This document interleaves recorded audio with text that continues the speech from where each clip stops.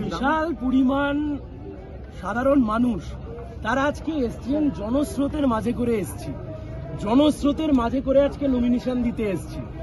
মানুষ বুঝিয়ে দিচ্ছেন তারা আমাদের সাথে আছেন। আপনারা এতক্ষণ মিছিলে ছিলেন, আপনারা এই ভিড় অতীতে শেষ কবে দেখেছেন আমাদেরও অনেক সময় মনে পড়ছে না।